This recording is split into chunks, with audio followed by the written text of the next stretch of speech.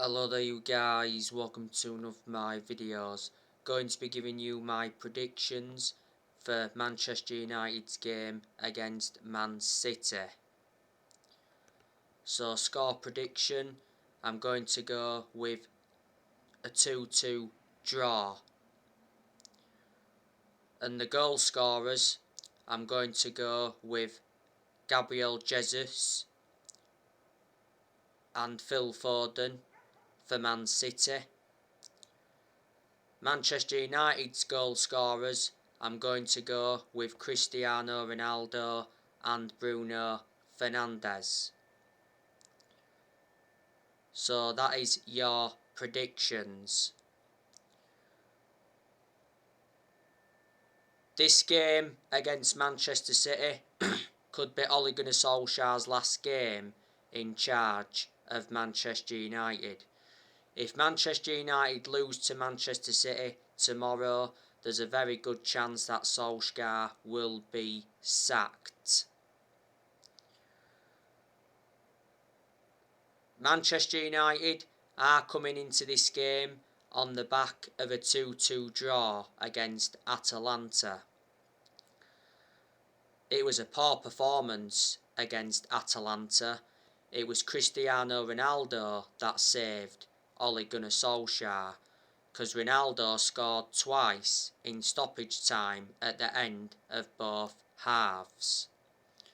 Ronaldo also scored the winner in the reverse fixture against Atalanta at Old Trafford. Ronaldo also scored the winner against Villarreal earlier on this season.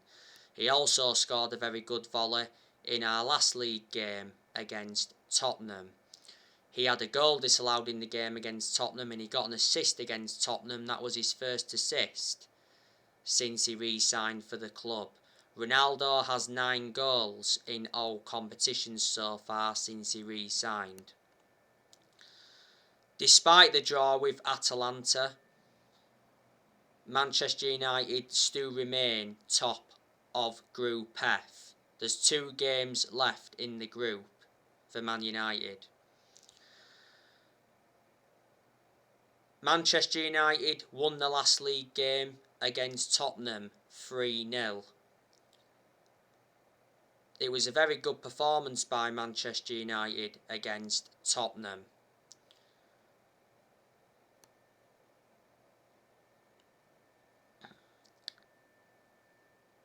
It was a crucial victory for Ole Gunnar Solskjaer against Tottenham, because if Manchester United would have lost to Tottenham last weekend, I think there'd have been a very good chance that Solskjaer would have been sacked. Man United did respond well from the 5-0 defeat to Liverpool. That's almost 2 weeks ago now. I really thought Solskjaer was going to get sacked after that 5-0 defeat to Liverpool, because obviously there was reports coming out after that game saying that Manchester United are considering sacking Solskjaer, and there was also reports coming out saying that Man United stars are losing faith in Solskjaer, and Solskjaer was losing the fans. And after the game against Liverpool, Solskjaer refused to resign, and he did say it was his darkest day as a manager. Manchester United are sitting 5th in the Premier League at the moment. Varane isn't going to be playing in this game against Man City, which is bad news from a Man United perspective. Varane is out with a hamstring injury for a month. Varane came off injured in the first half in the game against Atalanta recently, and he had to be replaced by Mason Greenwood, and reflecting on that, Solskjaer had to change to a back 4. Varane had a groin injury not so long ago, and he was out for a few weeks with that. Varane did make his return against Tottenham last weekend, and he put a very good performance out.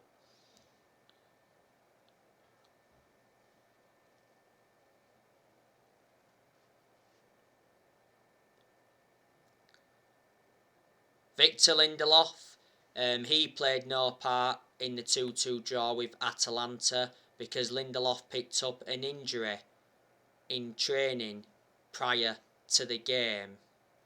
Could be involved though in this game against Man City. And obviously we know Paul Pogba is not going to be playing any part. Pogba's suspended. He's got 2 games to serve out of that 3-match ban that he got. Pogba got sent off for a 2-footed challenge on Naby Keita in the 5-0 defeat to Liverpool. Pogba didn't start against Liverpool, and I heavily criticised Solskjaer for that because I think Solskjaer should have started Pogba against Liverpool. Pogba did recently play against Atalanta and he was very, very poor. He made quite a few errors and he looked very, very sloppy. Reflecting on that, Pogba got heavily criticised. But Pogba has enjoyed a good start to the Premier League season. It looks like Pogba's leaving Man United next summer on a free because it has mentioned that Pogba wants out and Pogba has refused to sign a new contract. Mark Ogden said not so long ago, like updated you, that Man United are prepared to let Paul Pogba leave on a free transfer next summer after accepting that the midfielder will not sign a contract. Contract talks got put on hold because it said that Pogba snubbed Solskjaer after Liverpool defeat. Pogba's current contract at Man United expires next summer, and before the start of this season he rejected a Man United contract.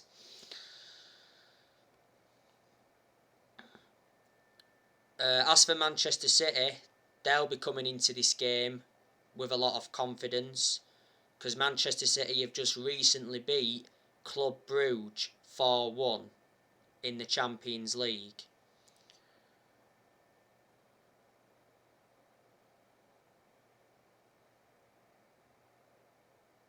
Before the game against Club Brugge though, City lost the last 2 games. City lost to Crystal Palace last weekend at the Etihad Stadium 2-0, and they also got knocked out of the Carabao Cup by West Ham. Manchester City are sitting 3rd in the Premier League at the moment.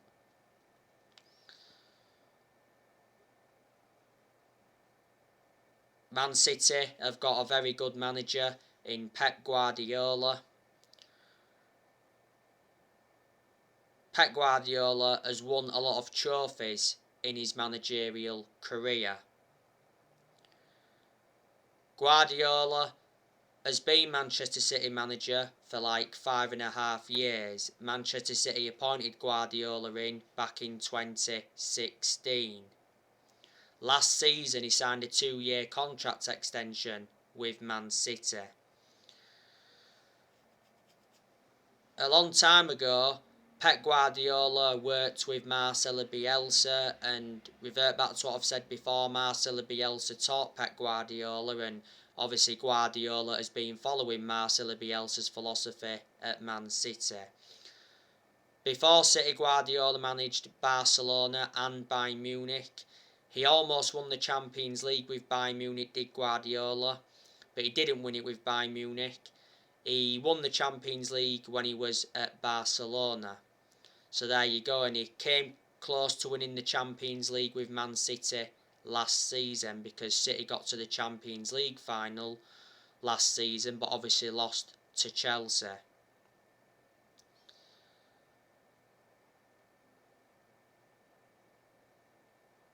Last season, Manchester City won the Premier League. They've won 3 titles in the last 4 seasons. And City also won the League Cup last season. They've won the League Cup for the last 4 years in a row. A few years ago, City won the domestic treble. So they replicated what Manchester United did back in 1999. And the season City won the domestic treble, they finished on 100 points.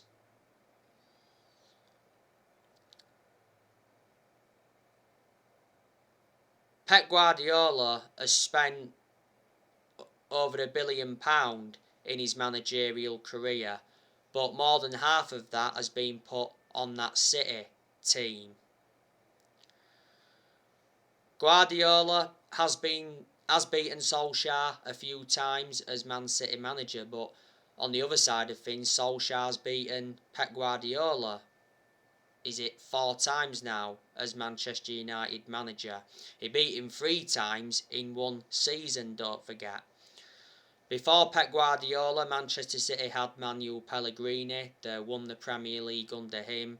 Before, they had Roberto Mancini. They also won the title under him. When they won the title under Roberto Mancini, it was City's first title in 44 years.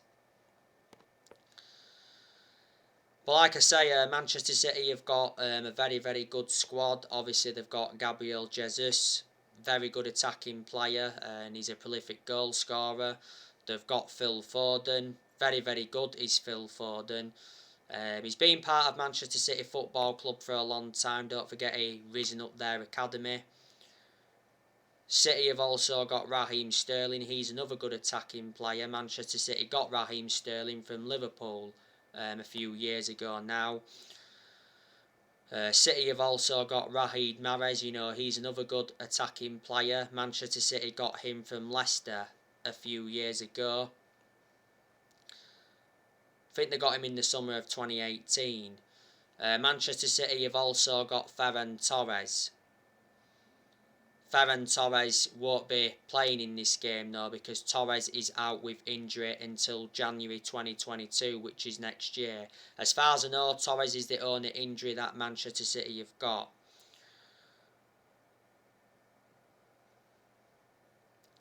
Man City have also got quite a lot of midfielders. Obviously, they've got Bernardo Silva, that's very, very good.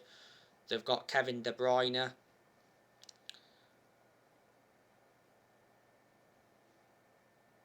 In a combined 11, though, I'd put Bruno Fernandes ahead of Kevin De Bruyne. But I do think that they're probably on the same level, Fernandes and De Bruyne. But De Bruyne is regarded as one of the best midfielders in the Premier League. Man City have also got Gundogan, good midfielder. They've also got Rodri. Like I've said before, I don't really rate Rodri. Man City have obviously got Jack Grealish. He's Manchester City's most expensive signing, because Manchester City paid £100 million for him from Aston Villa in this year's summer transfer window.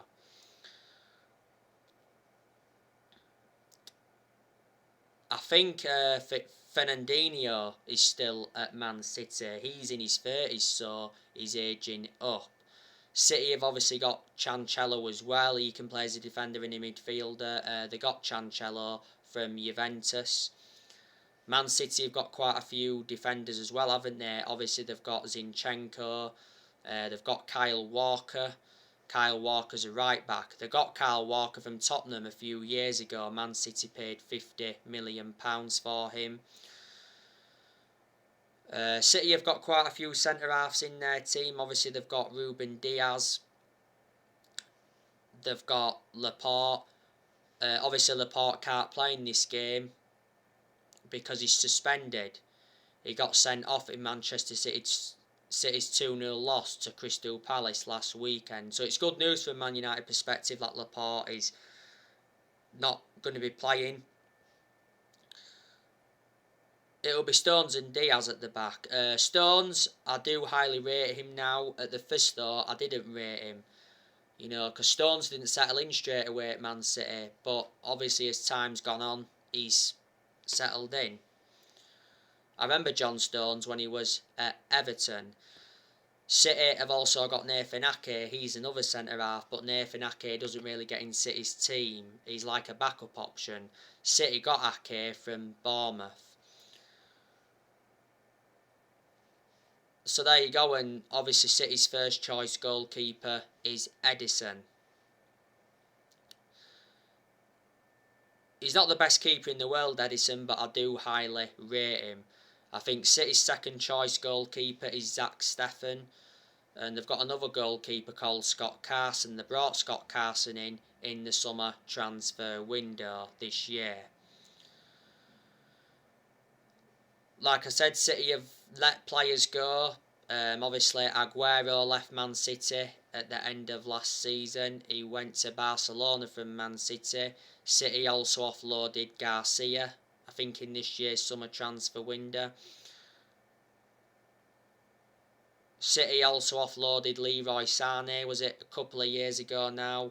He went to Bayern Munich from Man City. I think City made a mistake getting rid of Leroy Sané, like I mentioned before, because I thought Sané was good at City. City also offloaded David Silva. You know, he went to Real Sociedad from Man City. I can't remember when David Silva left. City also offloaded Vincent Kompany. That's quite a few years ago now. He went to become player manager at Anderlecht when he left City Company. City also offloaded Otamendi. Otamendi was obviously part of the deal of Manchester City getting Ruben Diaz.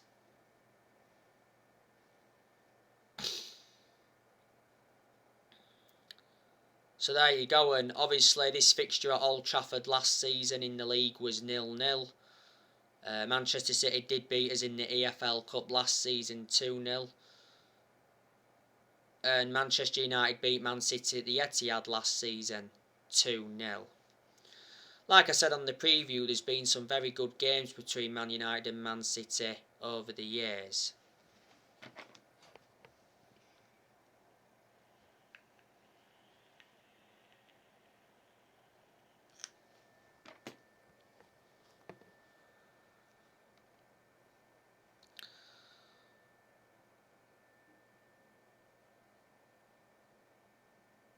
After Manchester City, it is the international break, and then after that Manchester United play Watford.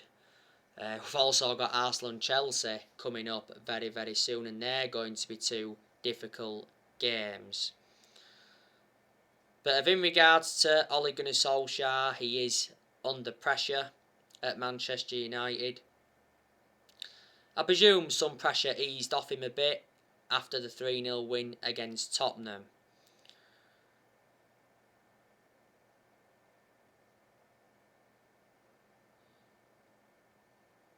Ed Woodward is refusing to sack Solskjaer. Woodward is not leaving Manchester United until January, so reflecting on that, Man United may have to stick with Solskjaer till January regardless of what happens. Manchester United must pay Solskjaer $7.5 million if they decide to sack him, because obviously in the summer Solskjaer signed a new contract with the club until 2024. There's an option of a further year, and we made a mistake giving him that contract. You know, if Solskjaer gets sacked, who replaces him? Now, I've been talking with you about Zinedine Zidane recently. Now, Manchester United have begun talks with Zinedine Zidane. Reports from Spain have said that Zidane rejected the Newcastle job as he's waiting for the Man United or France job.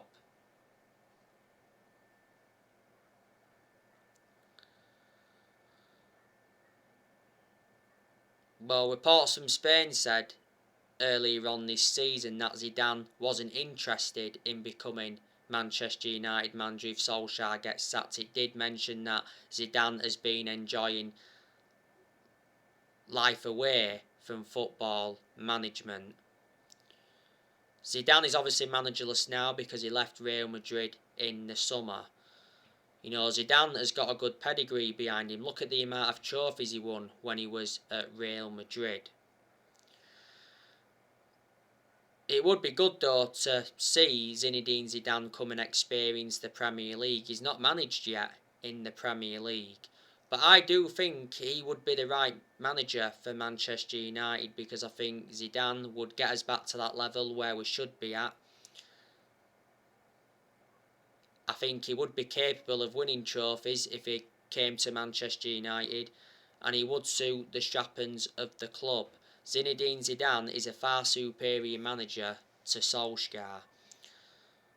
Would you take Eric Ten Hag at Manchester United? There has been talks about him. You know, if Solskjaer does get sacked, he will be the fourth permanent manager to be sacked since Ferguson, because Man United have already sacked 3 managers since Ferguson. We sacked David Moyes, sacked Louis van Gaal, and we also sacked Jose Mourinho. And Manchester United are not really known as a sacking football club because we haven't got the structure to keep sacking managers. You know, Solskjaer has not yet won a trophy as Manchester United manager. We haven't won a trophy since 2017. That's nowhere near good enough to our standards. And Solskjaer I don't think is capable of winning trophies as Man United manager, because I have said that the expectations are far too high for Solskjaer to exceed as Man United manager. I do think Solskjaer's lowered the standards at the club as manager, and Solskjaer is in a position that he shouldn't be in. And we all want Solskjaer to succeed as Manchester United manager, but obviously he's not going to. This season is Solskjaer's 3rd full season as Man United manager. And Solskjaer's had long enough, because Solskjaer's been in charge of Manchester United now for almost 3 years. And reflecting now on his being manager, he's gained some managerial experience and he's learned quite a bit on the job, but there's still plenty of things Solskjaer's got to learn because he is still a young coach. I adore Solskjaer a lot, just like all Man United fans do, reflecting on what he's done for the club. End of the day, Solskjaer is a club legend. He endured 11 years as a player for Man United. He flourished under Ferguson's guidance. And the reason Solskjaer's lasted as long as he has done is because he's a club legend. Revert back to what I've said so many times before. Disregarding him being a club legend, I don't think he'd have been here by now. You know, Solskjaer doesn't have a proven pedigree as a manager, which is a concern. Obviously, before Man United, he was at Molde. He won a few Norwegian titles at Molde, but they're not a big club. He endured 2 spells with them, and before Molde he was at Cardiff, and his record at Cardiff was absolutely disastrous. The reason he got sacked from Cardiff is because he got them relegated.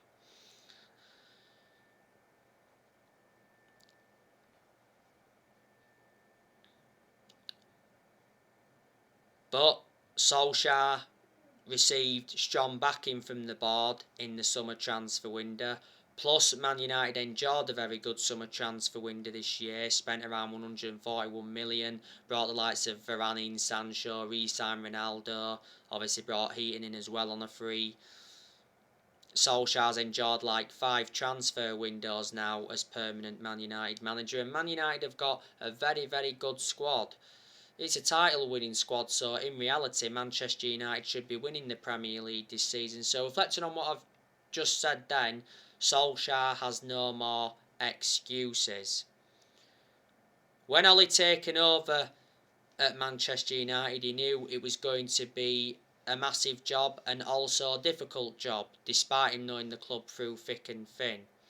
Solskjaer knew he had a lot to do when he came in.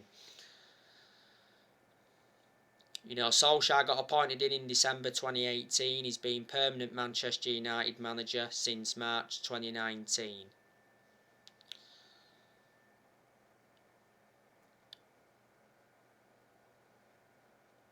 Manchester United have spent over £400 million under the Solskjaer era, and so far Solskjaer signed 14 players. Ollie's also got rid of a lot of players since he's come in. He loaned quite a few players out in the summer transfer window this year, and obviously he's got rid of a lot of players permanently.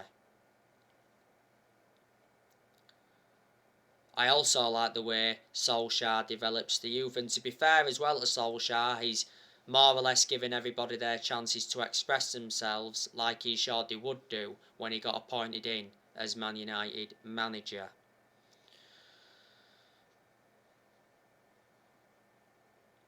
Like I said, Manchester United are going to offload players next year.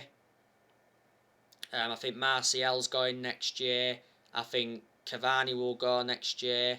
I think Mata's going next year. I think Lingard's going next year. I think Van der Beek's going next year. I think there's a good chance Matic will go next year. I think Tellesi's going next year. I think Jones and Bailly going next year. I think Dalot's going next year. And I think we'll loan Dean Henderson out. Well, Dean Henderson wants a loan move away from Man United anyway, because he isn't getting his chances, because as you all know, De Gea reclaimed the #1 spot back.